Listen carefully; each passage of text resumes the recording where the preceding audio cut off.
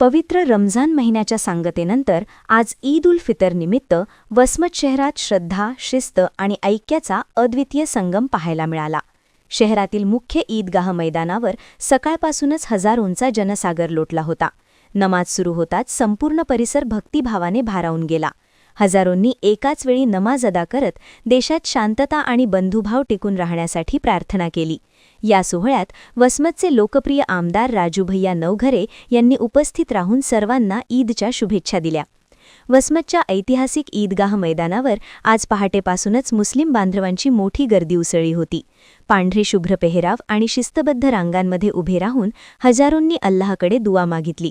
नमाजानंतर एकमेकांची गळाभेट घेत ईद मुबारक म्हणत शुभेच्छांची देवाणघेवाण करण्यात आली. या कार्यक्रमात शहरातील मान्यवर, व्यापारी वर्ग, कर्मचारी आणि प्रतिष्ठित नागरिक मोठ्या संख्येने सहभागी झाले होते.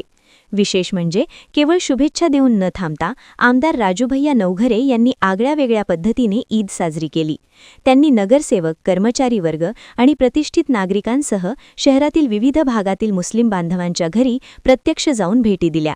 प्रत्येक घरात जाऊन त्यांनी आपुलकीने संवाद साधला. समाजात सलोखा, प्रेम आणि बंधुभाव कायम टिकून राहावा हाच या भेटीमागचा उद्देश असल्याचे त्यांनी यावेळी सांगितले. सण शांततेत पार पडण्यासाठी वसमत पोलीस प्रशासनाच्या वतीने चोख बंदोबस्त ठेवण्यात आला होता.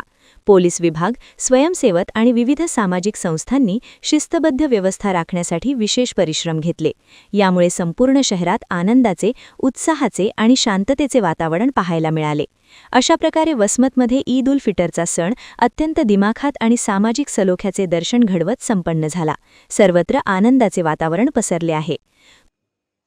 प्रतिनिधी नंदू परदेशी, NTV न्यूज मराठी, वसमत, हिंगोली.